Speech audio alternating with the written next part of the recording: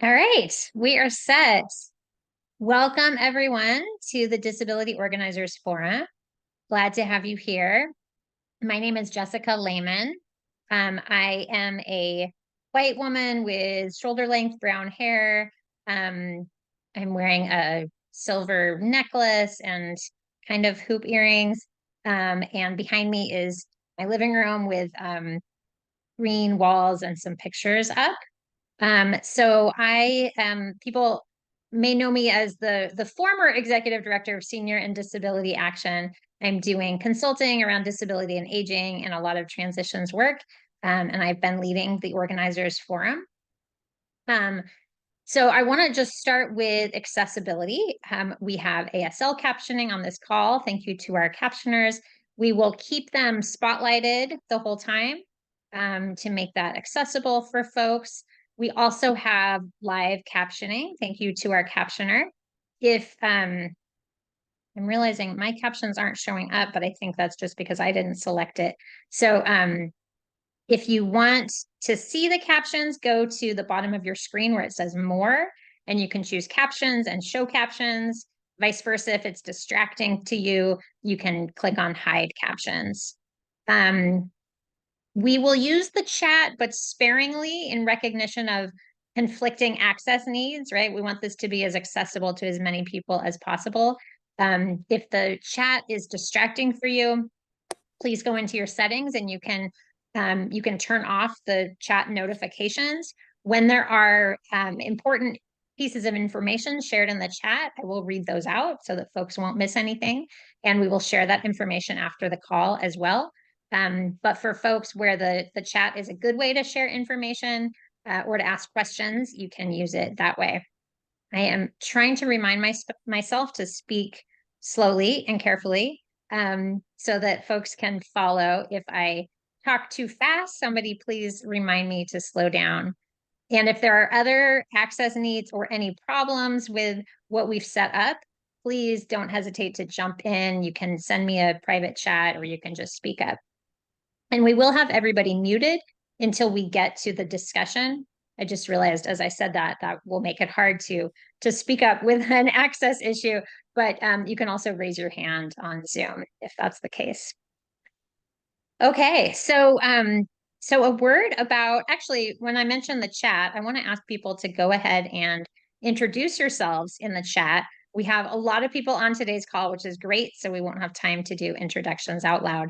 So I want to ask folks to share your name, your preferred pronouns, your city and state, and something very short about your interest in today's topic, if that works for you. All right, and I'm looking to see what we have in the chat already. Okay, we have a couple people saying we have some autopilots, AI assistant, helping people with notes or recording. So that's fine. All right. So for folks that aren't familiar with the Disability Organizers Forum, it is a project of the National Disability Leadership Alliance, which is a national coalition of a cross disability coalition of groups run and led by disabled people with the intention of building up the voice of disability communities so we can make real change. So the Organizers Forum started as a monthly call and has basically kept the same format, although we're not always monthly anymore. But it's designed to support and expand community organizing in disability communities. So it's not so much a space to talk policy or to learn about what people with disabilities are doing, but it's really a space to talk about how are we mobilizing people with disabilities, all kinds of disabilities around the country to take action, to be stronger, to get things done at a grassroots level, at a local, state, and federal level. So I want to say something about the difference between organizing and advocacy. Organizing, we talk about on this call, as when you are bringing together people who are directly affected by a problem so that they can speak up and affect the target, the person who has the power to meet their demand. So the idea is to reach a specific goal that not only creates change in the community, but actually alters the power relations in our communities, which is different from advocacy, where you are also making change, but it's more about people educating people with power on key issues. And it can be somebody speaking on behalf of the community rather than community members speaking on behalf of themselves and sharing their own stories. Okay, so the organizers forum, in addition to this call, we do share information over a listserv, which is disability organizing at googlegroups.com. You can go to googlegroups.com and search for disability organizing and join. And we're also on Facebook, a little bit on what I guess is now called X, and a little bit on Instagram. As I say that, I don't actually know if that's true. I think we need to do that still. So please use all our social media to spread the word about Organizers Forum and things that you may learn here that you want to share with other people. And thank you to people who are sharing some notes in the chat. Good to see that we have folks from all over. So this is part of a series that we're doing about Olmstead.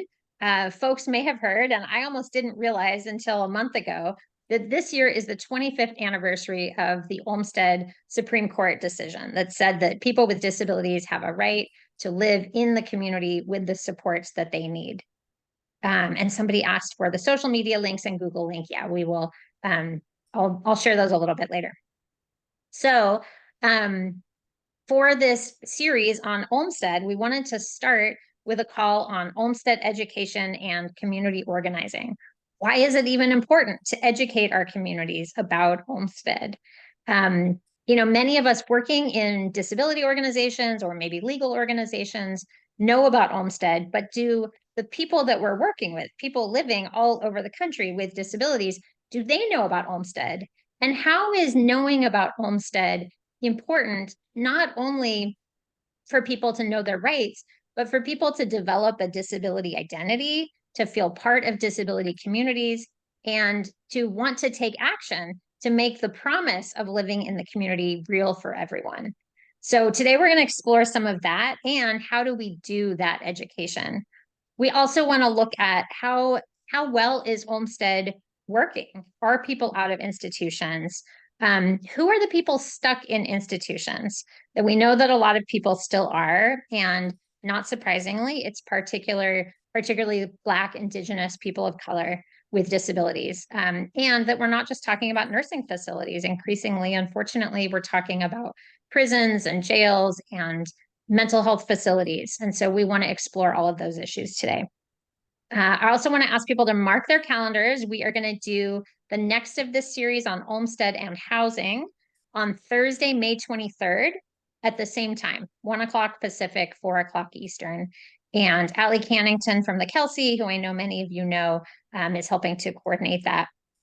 And then we're going to do a third call on transitions from nursing facilities and other institutions on Thursday, June 27th at the same time.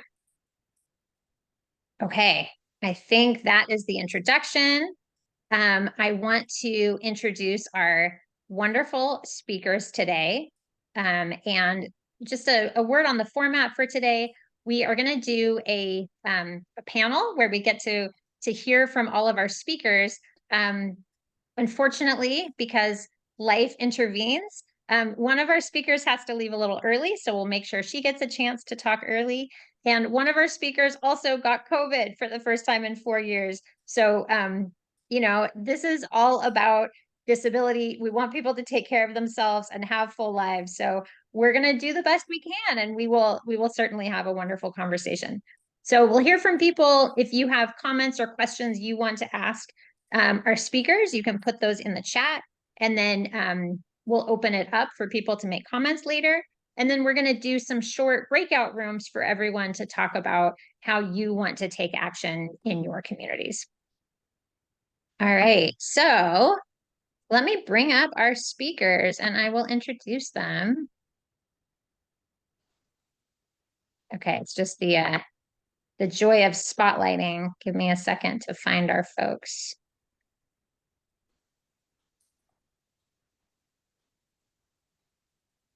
Oh, Jensen, Found himself. Thank you. And Allilsa. Perfect. All right. So our speakers today, we have Nicole Shannon from the Michigan Elder Justice Initiative. Nicole uses she, her, and Nicole is a lawyer who works in the area of civil rights for older adults and adults with disabilities.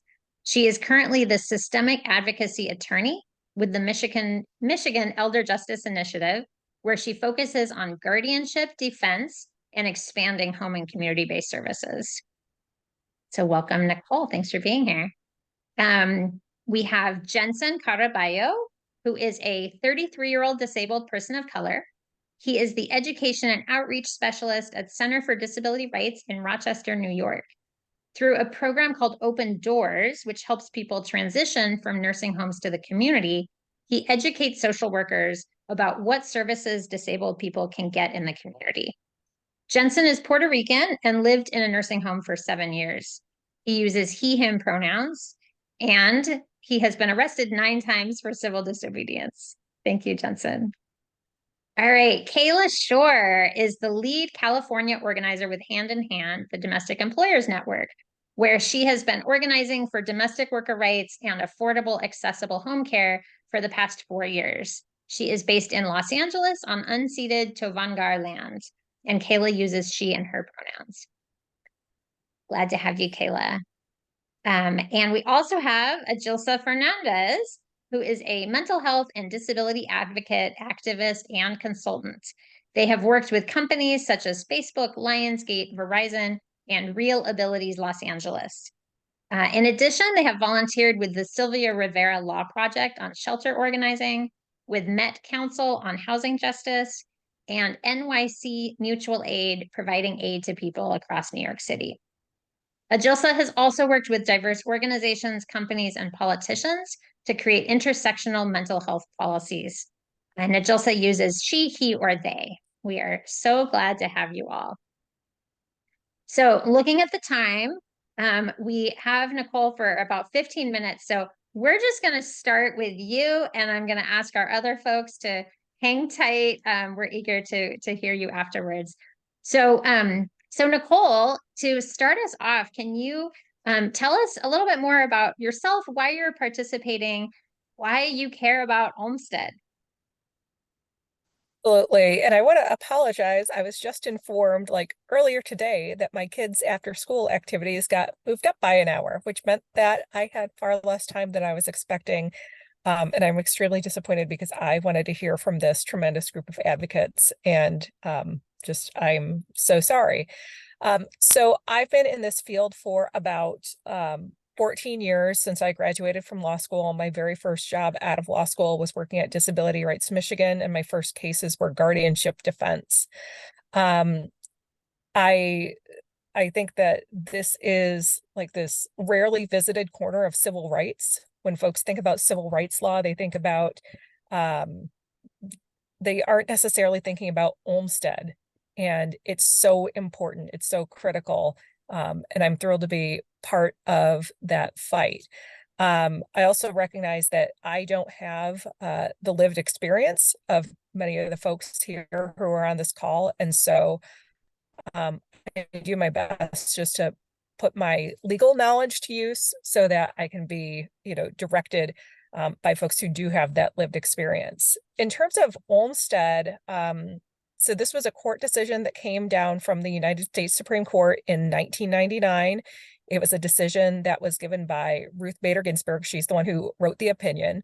And I'm sure as folks on this call know, it was an opinion that held that it is a violation of Title II of the Americans with Disabilities Act to essentially needlessly segregate individuals with disabilities. And I think it's kind of, frustrating, wishy-washy lawyer language there. When you think about needless segregation, like, well, isn't all segregation needless? And so there are certainly some, areas that have been exploited by state and local governments to avoid needing to fully implement the Olmstead mandate. And I know that I saw folks in the chat saying that the fight is alive and well in 2024, and that is 100% the case.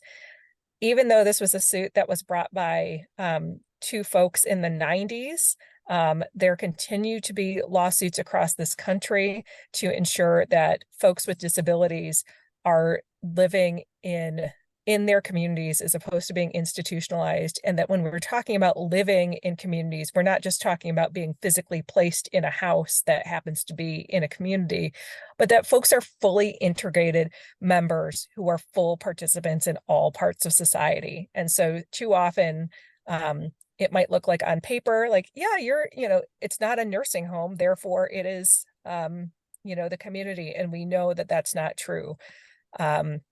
So to make sure that we've got full home and community-based services to be able to facilitate that. There are lawsuits happening right now in Massachusetts and that have been brought by public interest organizations. And then there's one in Colorado that was actually brought by the Department of Justice. These are all pretty new. And so when we think about being 25 years post-Olmstead, we are very much still in the fight. And Olmstead is just one more tool in our toolbox, but we need to fight with it every single day to make sure that we are pushing and furthering that movement toward community integration. Thank you, Nicole. Can you tell us a little bit more about the actual Olmstead case and who was involved and how did it work, and a little bit more about what the court said? Sure.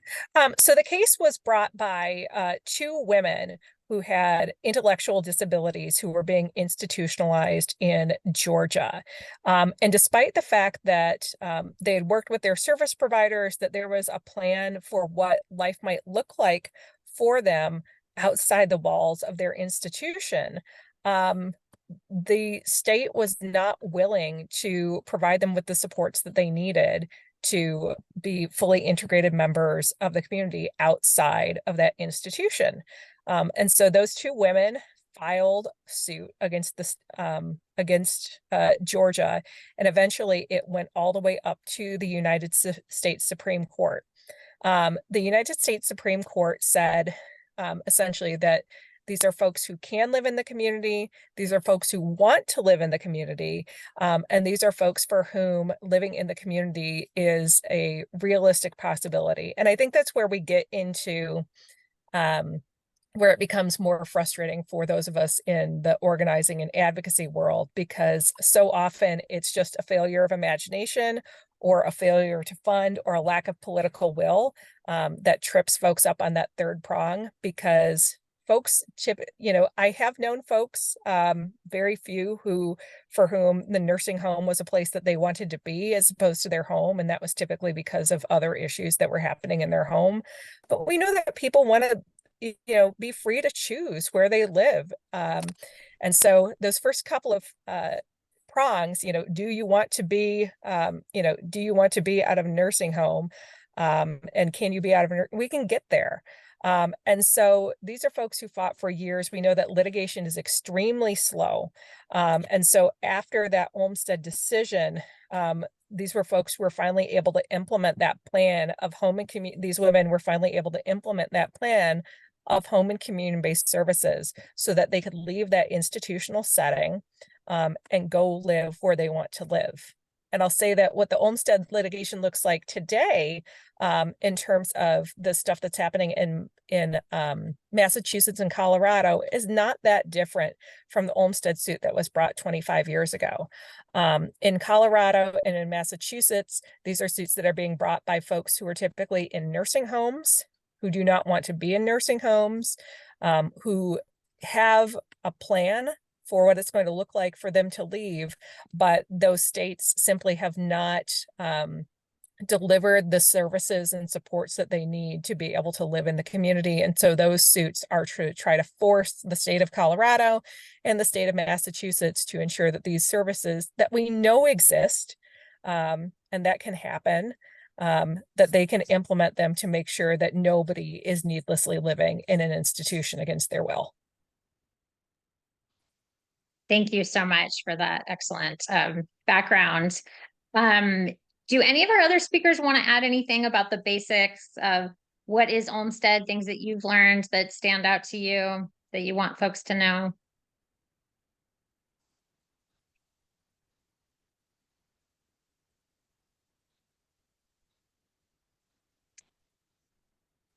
Kayla, go for it. I could just add, this is Kayla Shore, by the way, from Hand in Hand. Um, I was just gonna add, I don't, you may have mentioned this, Nicole, but just that a really important piece of it is that it requires not only the least restrictive and most integrated setting possible for everybody, to live, like you said, in community, but it requires also the resources to deliver that. And so, just highlighting, how important it is that is written into the opinion is the resources, right? The money to make good on that right.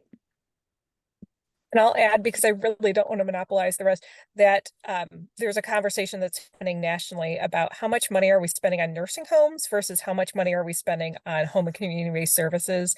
And it is not, some folks use the term rebalancing, but that assumes that there is some balance to be struck out there. But what I can say is that nursing homes are getting a boatload of money, and home and community-based services are getting a pittance in comparison. Yeah. Yeah, I would add that I think learning about Elaine Curtis and Lois Wilson, the two women who were part of the suit, as Nicole said, both women with intellectual disabilities, and I think with mental health disabilities as well, possibly. Um, one woman was white, one was black, which is important because we never talk about race enough in disability communities. I shouldn't say never, but we historically have not.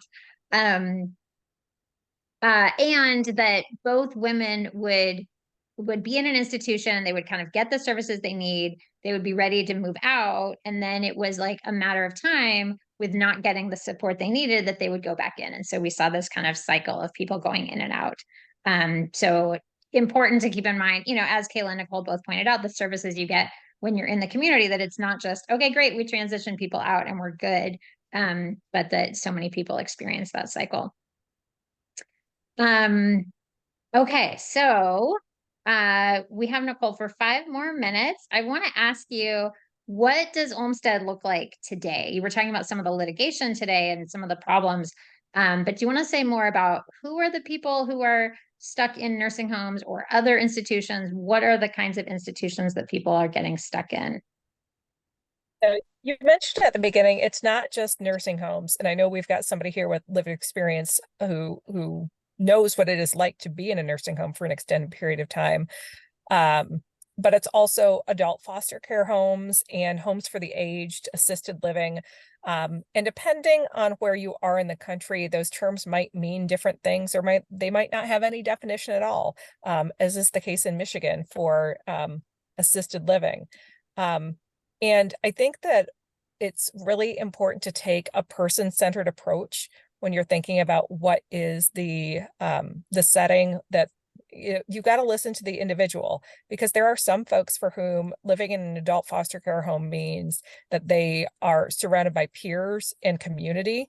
And that might be different than if they were, say, living in home with their parents where they were not interacting, where it was a lot more challenging to get transportation and things like that to be with folks of their own age. It's really about agency and autonomy. And so we know it's not just nursing homes.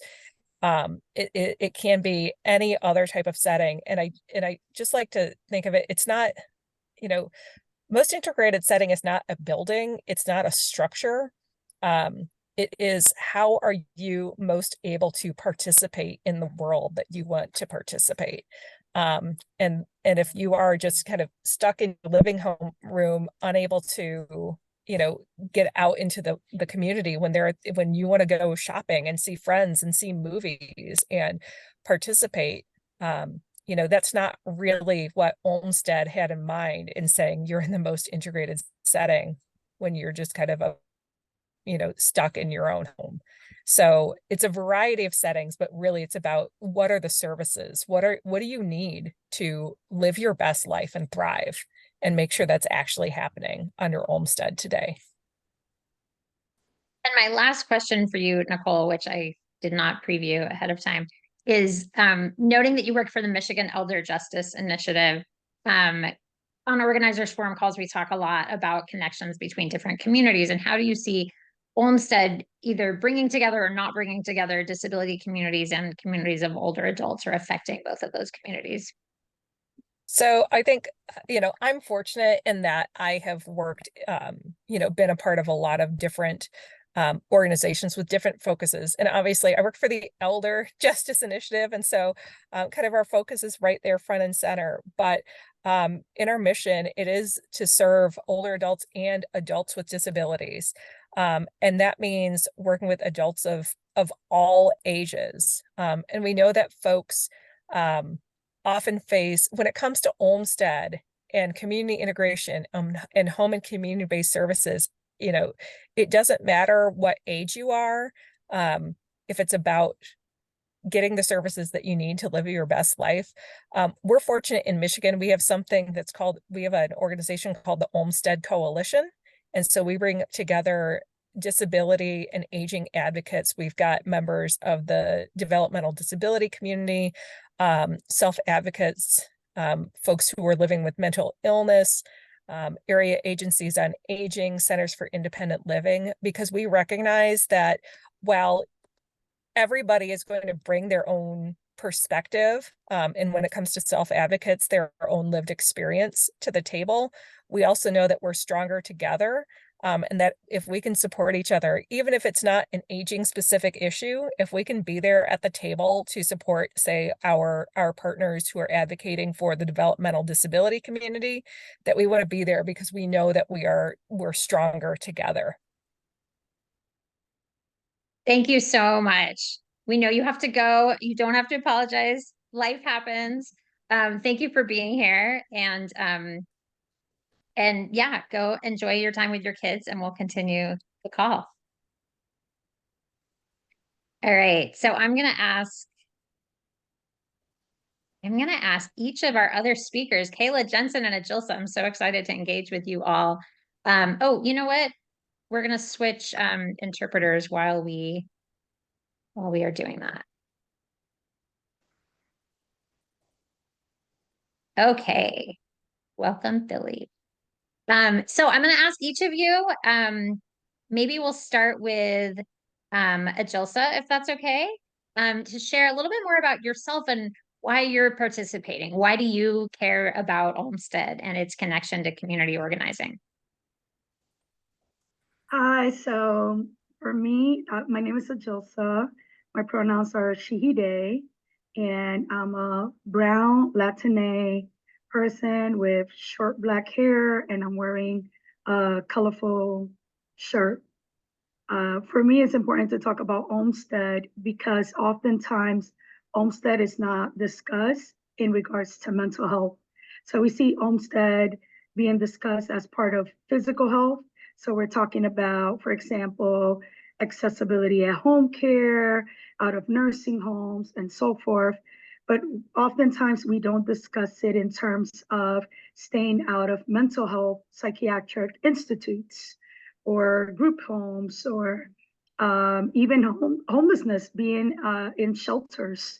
And those are institutions as well, or prisons. Oftentimes, folks with mental health diagnosis are taken to prisons and jails rather than receiving resources and support that they need. So there's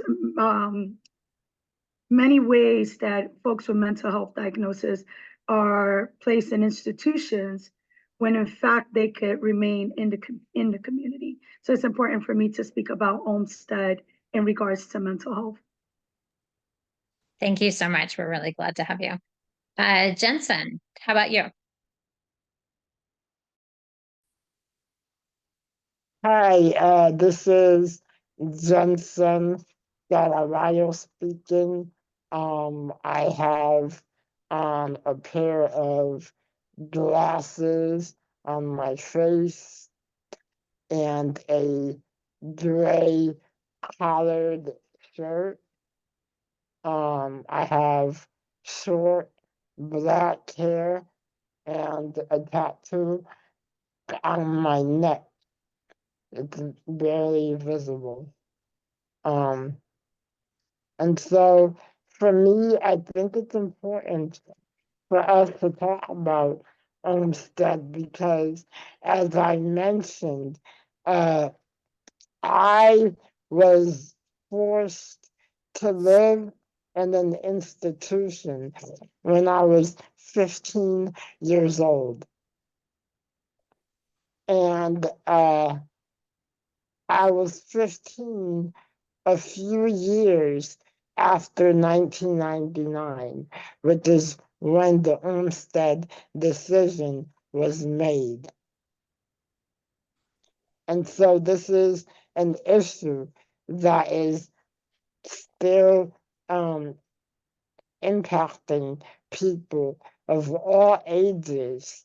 And it's a fight that is alive and well, and it's important for us to really come together and talk about how we can free our people from nursing homes.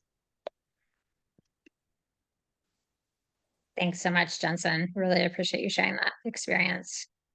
Kayla, why is Olmstead important to you, and what do you think it has to do with community organizing? Thanks, Jessica. Hi, everybody. Again, this is Kayla Shore, she, her from Hand in Hand. Quick visual description. I'm a white woman with long brown hair, currently sitting in bed because I am the one with COVID right now. And but also really wanted to show up here today and felt like I could take this meeting from bed because there are lots of ways to participate remotely in disability community. And I also have mental health disabilities, so that's one of the other ways I'm coming into the call today. But to answer your question, Jessica, I'm really excited to be here first just to learn with and from the other people on this call. But in my role at Hand in Hand, we organize older adults, people with disabilities, and other folks who employ domestic workers or home care workers, personal attendants in our homes to both fight for better, working conditions and pay and wages for the workers, but also for affordable, accessible home care for folks who need the home care in their lives. And so to be able, as we were talking about, to live in community in the way that we and they want to. And so a big part of that is the way we do our work is by organizing. And we are grassroots organizers. We're knocking on doors, we're making phone calls, we're talking to people who are directly experiencing this. And like you were saying earlier, encouraging people to kind of get in touch with their own power as an individual and build people power together. And the idea is that we can, change policy by building people power together. We can change the narrative about what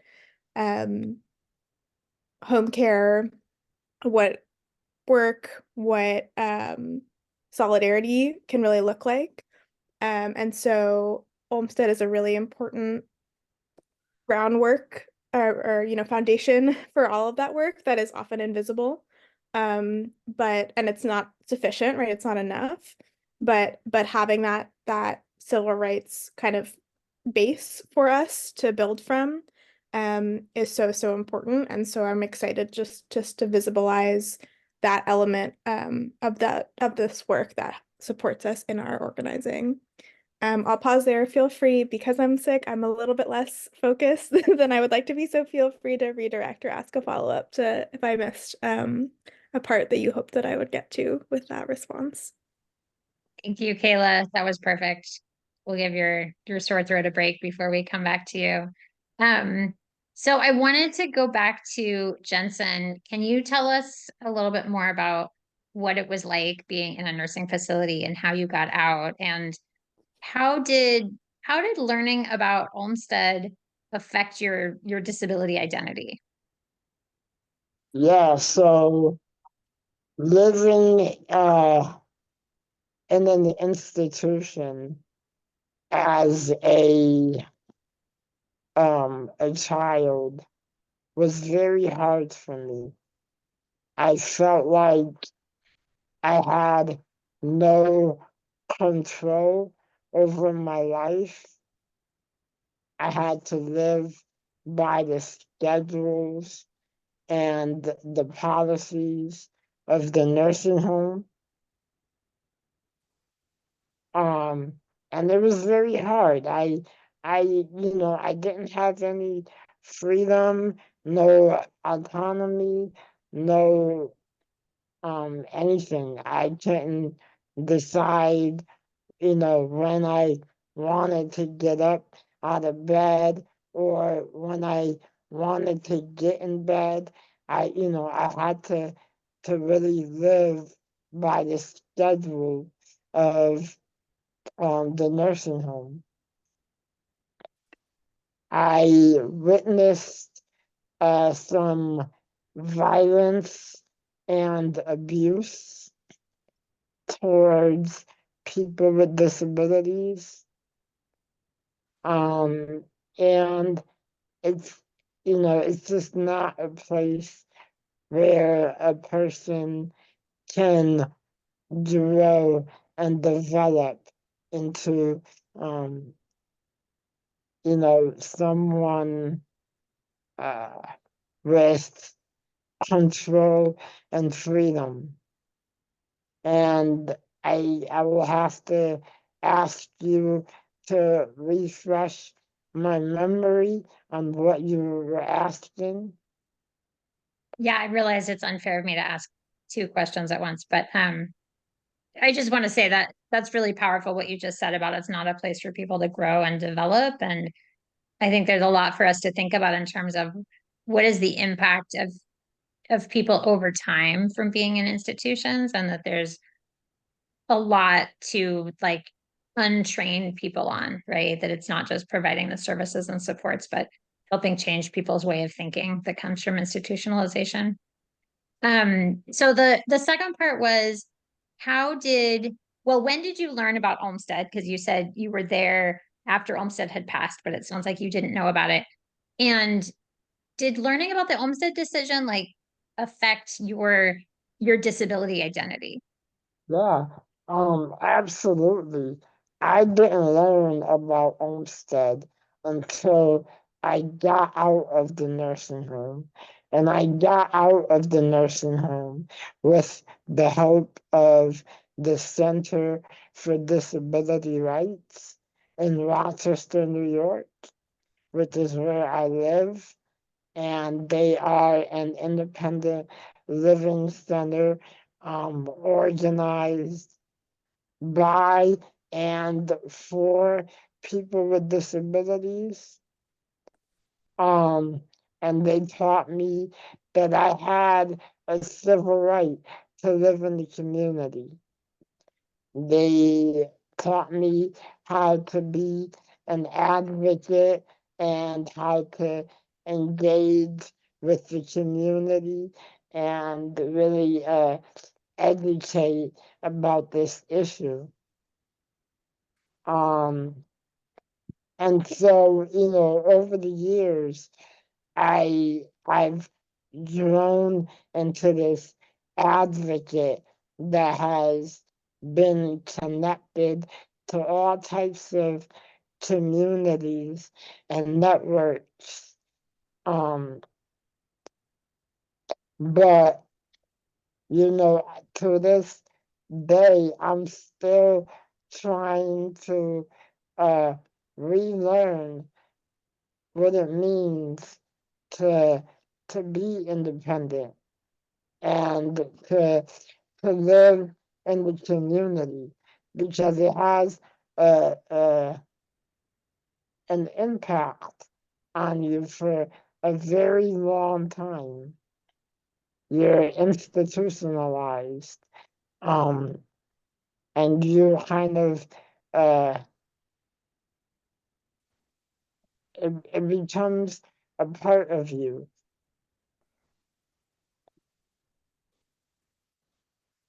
Thanks so much, Jensen. I think I can speak for all of us to say I'm terribly sorry that you had to go through that. And I think the work you're doing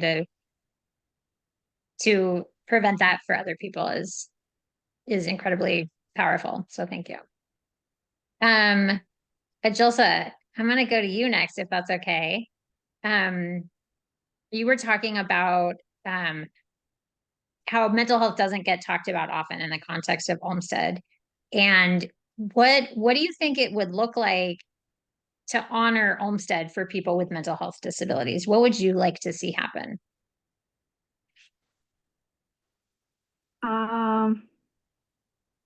Well, ideally that folks can move and participate in the community and be able to live in the community. Ideally. Yeah. And what are there things that you see happening now that are effective in making sure that people with mental health disabilities don't get stuck in mental health facilities or in prison or on the streets, like you said? There's on paper, and sorry, my camera is having a little bit of issue. There is on paper some logistics and policies that are in place to provide folks with mental health diagnosis a way to live in the community. But when we look at the technicalities and how real that takes place, it's completely different. So for example, folks with mental health diagnosis can be provided currently in some states, though, only in some states, a home health care personnel. However, one in New York State, they're trying to roll that out. So it's going to become much more difficult for folks with mental health diagnosis to get that care needed. And in general, now, folks who do receive those services are very limited in the hours that they receive the services. So for example, they might get 35 hours or 15 hours a week, not a day, to get to obtain services that allows them to remain in the community. And we have also supportive housing that folks can apply for.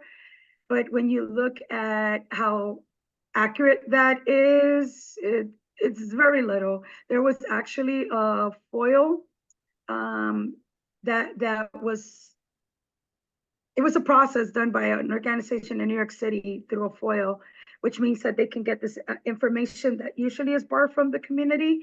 And they were able to gather this information where there's a lot of discrimination for folks to obtain supportive housing.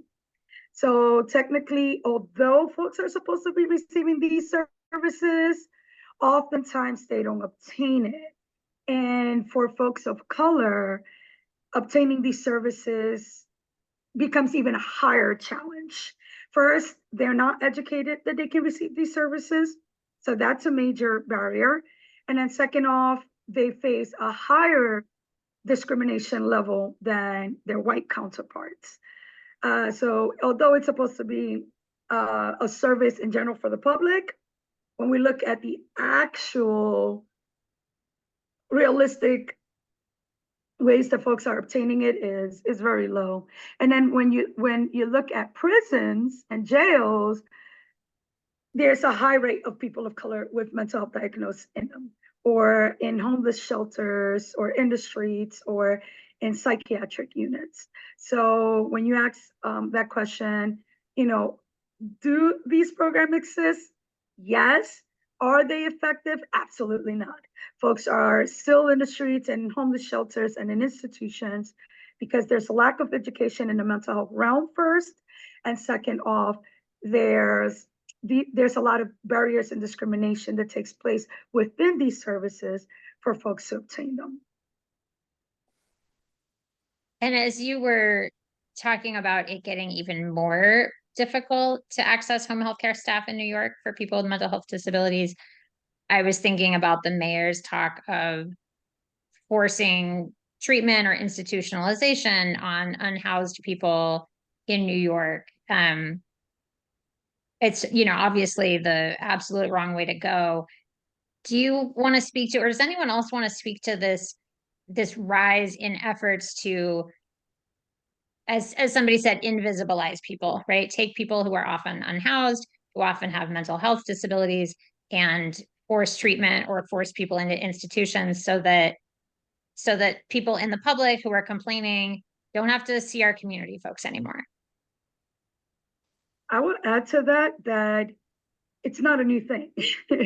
I think it's just in the media now, because in New York State, a lot of folks in general are against Mayor Eric Adams. I'm not going to go into politics though. That's a whole different uh, story. But I think we're seeing it more now because of the campaigns. It's political. How can we either vote for him or drive him out? But it's always been an issue. It's always been an issue. And you just have to look at the statistics with Black and brown folks remaining in psych units for long periods of times, ending up in jails and prisons. And they've been doing this for a very long time. They've been doing it with a subway sweep. And that's been going on for years. It's not new. It's just that we're seeing it now in the public's eyes. But it's been happening for so many years, the subway sweeps. And folks enter into psych units without consent. They're giving medications without consent. Just as recent, I was in the psych unit maybe about 3 or 4 months ago. And I personally, thankfully, it didn't happen to me. And I say thankfully because it's so traumatic.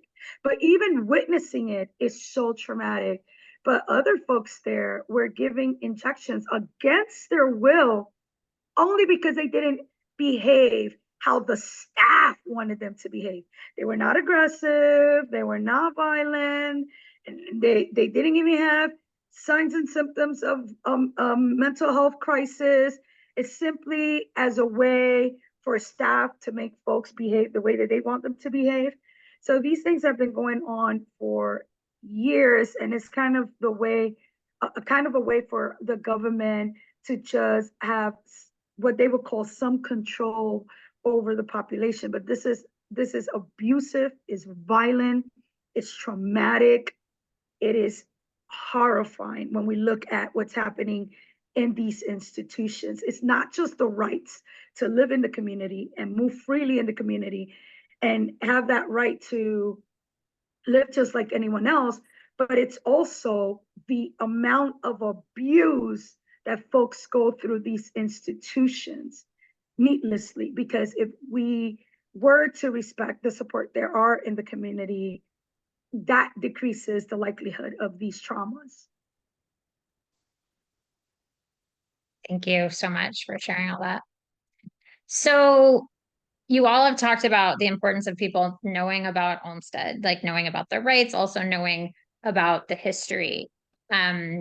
So I want to go back to Kayla, because you put on a really amazing teach-in about Olmstead. So I'm going to ask you a two-part question again, but I'll repeat parts.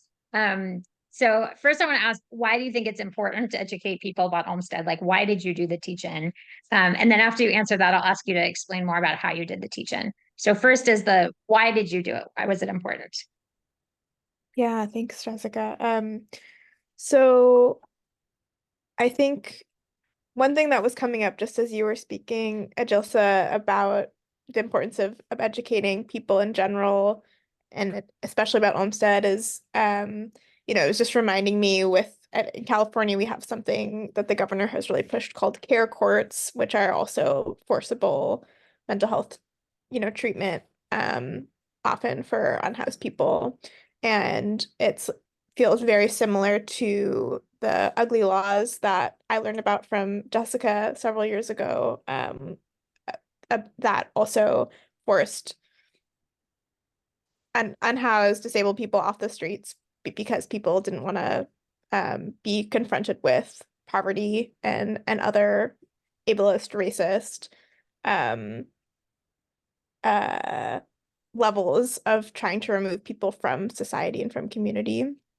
And so just to say that, like, there are always these echoes of history happening, and if we forget what was already done or what we already did, then we lose that learning, and or we can gain like a powerful tool for fighting back against it. And so similarly with the Olmstead teach-in that we did. So again, I'm a community organizer, and a couple years ago, we were working on an effort to raise wages for home care workers in California, specifically the publicly funded home care workers who are part of the in-home supportive services system, or IHSS is the acronym. And we were fighting to raise it to $20 an hour, which in California is still much lower than a living wage, and is actually close to minimum wage in many cities in the state. And we were partnered with SEIU 2015, the home care workers union here. And it was really their campaign that they were running, right? But we were there making sure that home care recipients or consumers, people who were receiving the services were part of the efforts, part of the campaign.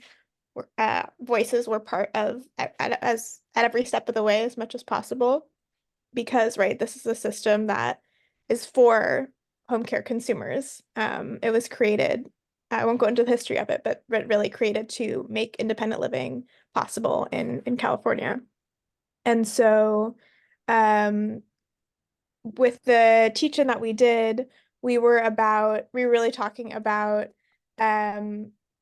trying to educate our own people, but also our union partners on this history, because there isn't as much of a context around disability organizing and history in their approach to it, right? For them, it's really about labor rights, which is also important, and that's why we partnered together. But we were able to have some really amazing speakers, including leaders from independent living centers and longtime organizers in the disability rights community, and who are, folks with disabilities, including people like Cindy Soto, who's somebody who, like you, Jensen, I think has been arrested a bunch of times for civil disobedience. She, I think, in the 70s did a lot of organizing for accessible public transit in Los Angeles.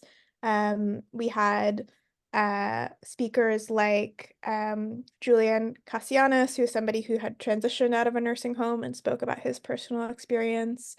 We also had now the mayor of Long Beach, California, Rex Richardson, there to talk a little bit about his commitment to civil rights for people with disabilities.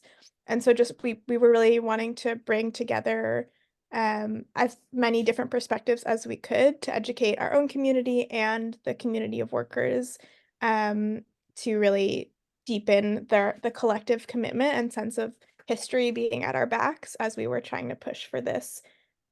These resources, as I had mentioned before, right? The resources are so important to actually make Olmstead real. And the last thing I'll say for now is that through the union partnership, we were able to have, I think, 7 different language interpreters at this event, because a lot of the workers in particular speak many, many different languages. And so it was really special to have that level of language access available for the community to really deeply learn together. Thank you so much, Kayla. Yeah, I found it on, I can't remember now. We'll have to pull the link up again and share that with folks. My last question about the teach-in for now is, how did you reach people, right? Because I think we've all like put on events, you have this wonderful panel, but if people don't come, we're not educating people. Yeah, so I think I should double check. I think we had about 150 people sign up from across California, which was great. And we reached people through having partnerships primarily, right? So we partnered with, I should mention too, my 2 partners in crime and planning this particular event were Carrie Madden and Russell Rawlings. Carrie is the systems change advocate at CalLife, which is CALIF. It's one of the main independent living centers here in Los Angeles. Russell is really closely affiliated with he works there now again with the California Independent Living Foundation. But we also, again, the unions blasted out the invite to all of their many, I should know how many members they have, but tens of thousands probably members. I'll double check. And so it's a combination of, online outreach and really connecting with trusted partners who we knew cared about one or both of these issues, right? Labor rights, disability rights, or both together. Yeah. Wonderful, thank you. Okay, I'm gonna ask you all one more question and then we'll have time for small groups and hear from folks. And if other people have questions for the group, please feel free to put that in the chat. Go ahead and raise your hand. Maybe we'll take a minute for that before small groups. So what I wanted to ask you is, what do we need beyond Olmstead? What do you want to see next? What do you want us to be organizing around? And who wants to take that first? I can. This is Jensen speaking, and the thing that I think we can be doing is organizing around the Latanya Reeves Freedom Act, because if you don't know who Latanya Reeves is, she has a very similar story as mine, and we were both institutionalized as children. We were both freed by centers for independent living. Although Latanya was forced to flee Tennessee and move to Colorado, I benefited from years of activism that allowed me to remain in New York. And so we both became sales staff working to get people out of institutions. We both became activists fighting for legislation to free our people, and both of us were activists at the heart of saving Medicaid and Obamacare. And again, what I want to say is that the disability community needs to pass civil rights legislation that enshrines Olmstead in statute and strengthens our right to disability freedom. We need to pass the Latanya Reeves Freedom Act. And I will stop there. Thank you, Jensen. And I put that in the chat. It's LatanyaReevesFreedomAct.org, and we'll share this afterwards as well. Allilsa, what do you think is next beyond Olmstead? What do you want to see? Oh, actually, pause for 1 minute. We need to switch interpreters.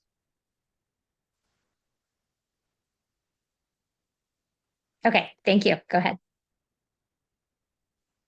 I think we need to continue to fight for home health aides and home health care, which I know that fight continues in New York City, but it should take effect in every single state, and also be inclusive of mental health, not just physical health, but also invisible disabilities, because it's so important for folks to be able to remain at home, ensure that the accessibility to these programs are easier than what they are now, because there's so many barriers to obtaining those services.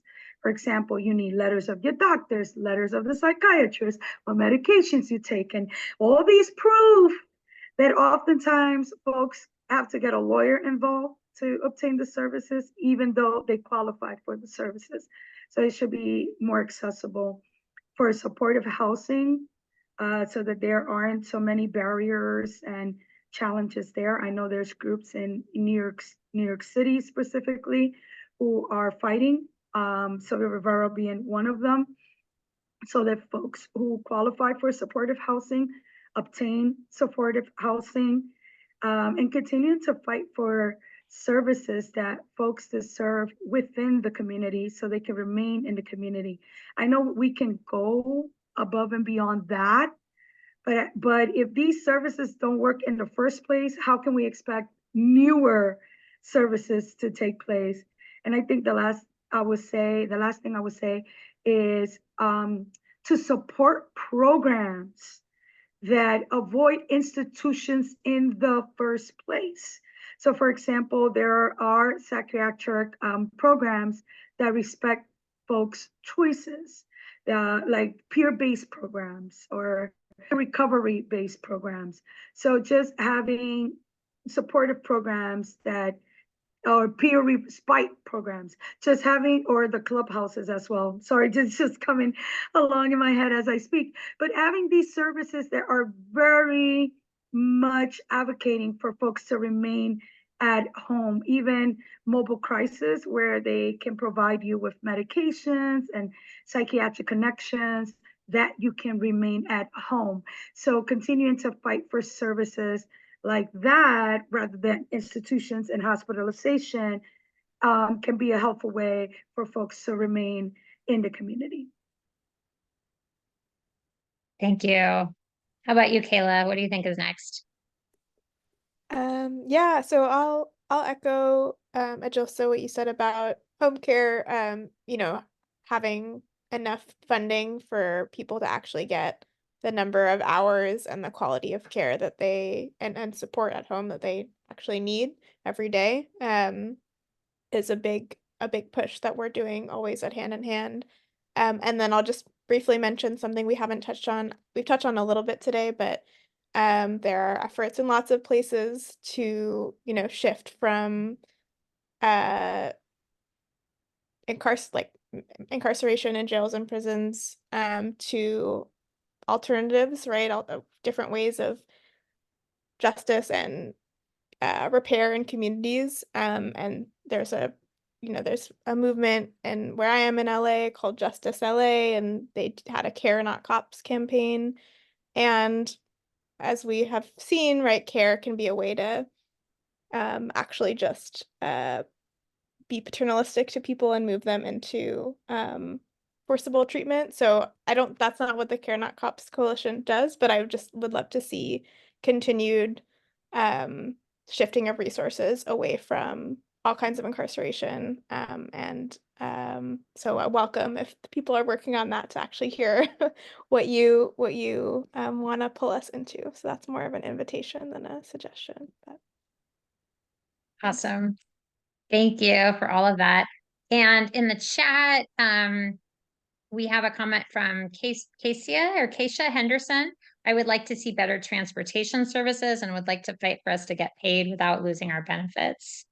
And then Nancy Crowther says it starts with the power of your vote. Texas just had a new bill, State Bill 17, enacted, 60 employees laid off, including the Department of Disability Culture. Oh, I'm like, you had a Department of Disability Culture. I want to hear more about that. And Nancy adds, yes, they are now coming after us. Rev up. Thank you for that. All right. So I'm going to have us do small groups because this is the organizer's forum. It's about community organizing. So you're going to be in groups where you get to direct yourselves. So I'll just ask you to jump in and do a go around, and I'll put this in the chat as well. But the big topic of discussion is what is one thing, and I'm going to say one thing so that you go around and you get to everybody. What is one thing you want to do to bring Olmstead to your community, to educate your community members about Olmstead this year, being the 25th anniversary of Olmstead? And then if you have time, there's a couple other questions. Let me move this to the chat. The other questions are, what is one way to integrate community organizing into your approach to justice? And if you have time, you can talk about what stood out to you in the discussion, what questions you have, etc. Oops, I forgot to hit return to send that. Okay, and Kayla put in the chat, thank you. Will folks who need ASL interpretation or closed captioning in the breakout message, go ahead and message me, or you can just put it in the chat if you don't mind it being public directly. So I'm going to give people a moment. Particularly, is there anyone who needs captioning? Because we will need to have folks stay in the main room for that. And it looks like we just lost a couple people. We announced breakout rooms and they disappear. Okay, here's what I'm gonna do. I'm gonna go ahead and move everyone into groups. Oh, okay. I'm gonna move people into breakout rooms so that you can get started. If you have any problem, if you're in the wrong room, if you don't have the access you need, then please hit the contact host or whatever that is, or you can come back to the main room and we'll work it out. Okay, sounds good. So again, the main question is do a go around. What is one thing you want to do to bring Olmstead to your community, to educate people about Olmstead this year? Okay, are we good? Thumbs up? Awesome. Okay, if you're on the phone, don't forget to hit *6 to unmute yourself when you get in the room. Okay, and I will get this started.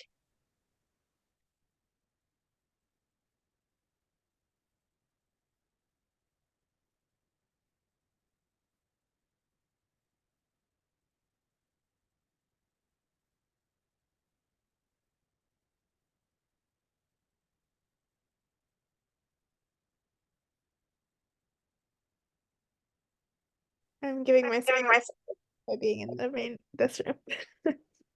What'd you say? I said I'm giving myself a break by staying out of the breakout room. Oh, okay, cool. That is very smart. Oops, I forgot to stop recording. Welcome back, folks.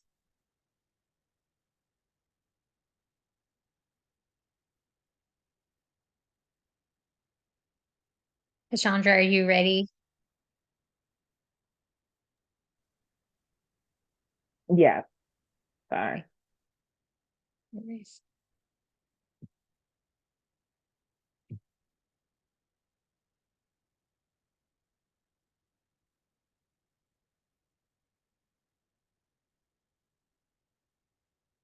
Actually, I'm wondering,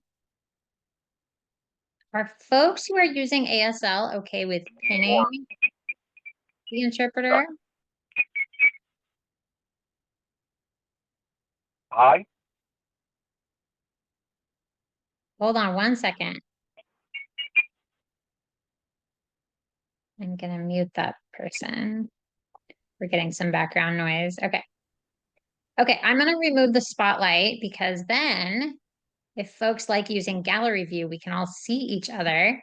So I know we lost a few people in the breakout rooms. Thanks to those who stuck around. We just have 9 minutes left on our call. So let's share some of what you all talked about. People can either put in the chat what is something that you're going to do, or what is something you heard that you want to do to educate folks about Olmstead. Or go ahead and raise your hand, or if that's not accessible to you, you can start talking.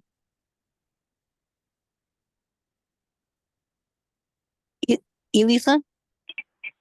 Go ahead, Elisa. So in the chat or the group that I was in, I was talking to a lady from Houston and we learned about it and we want to hopefully promote this in Texas. Awesome. Thanks so much for sharing that. It sounds like you also connected with someone where you can follow up. That's great. Jessica, yes, Okay. ma'am. Wonderful. There's someone on the phone. You have a lot of background noise, but go ahead and share one thing that you want to do.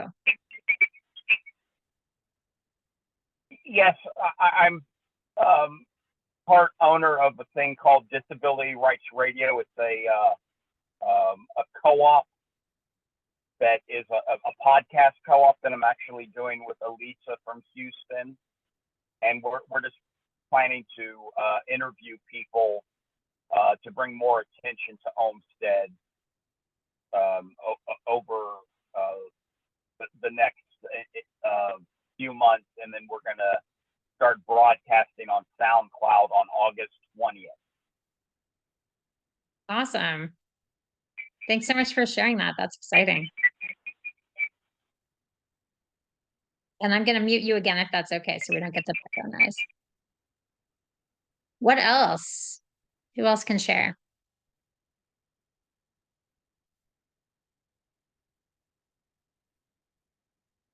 Hi, my name's Terry Anstey. I'm with Disability Rights Texas. And one of the things that we've been doing, tried to do this year is interface more with our local mental health and IDD authorities that help individuals with mental health issues and IDD programs. Reintroduce ourselves, to those organizations, let them know that we're available to help. Try to work through some of those barriers to bring people back out into the community or prevent people from being institutionalized. We call it like a LITA tour. We're trying to make sure we talk about those things, talk about Olmstead. We want to collaborate as much as we can with other organizations, about community integration and Olmstead. And we talked a lot in our group about some of the barriers that we see to community integration. So that's what we talked about. Great, thank you. And I just want to highlight in terms of all the barriers that we see, with our focus on organizing today is we got to educate people about what is Olmstead, right? And then in the future calls, we're going to talk about how are we organizing to address those barriers? How are we bringing people together to make those changes that we need? Thank you to Keisha in the chat who wrote, I'm going to do research on this topic and write about it. It's a great way to share it. What else?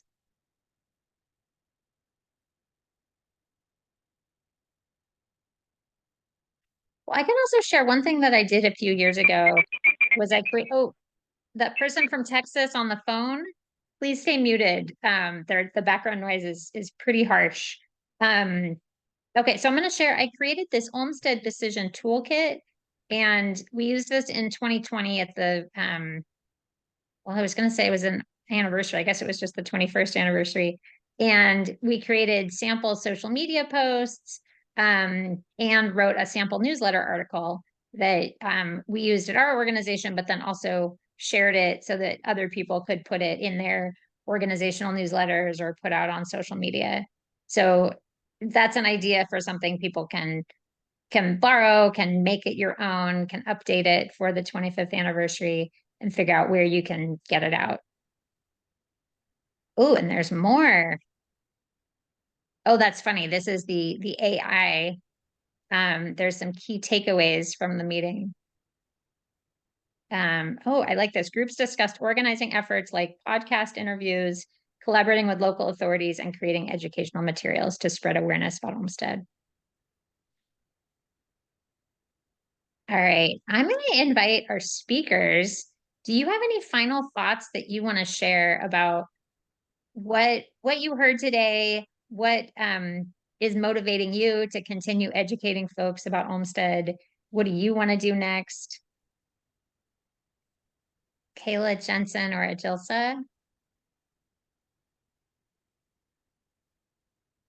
Yeah, Can you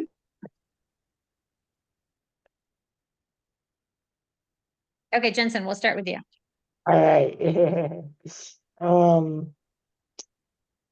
Yeah, I'm just excited to see so many faces and so many people here who uh who are passionate about learning about Olmstead and things like that. I'm gonna continue doing my job as the education and the outreach specialist at the Center for Disability Rights.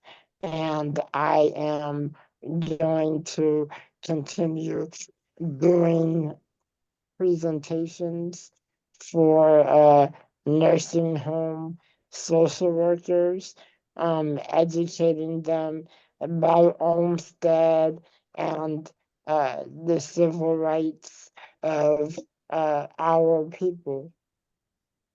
Um, and yeah, I'll just say that I'm very excited to be here and I will be here again. Thank you so much, Jensen.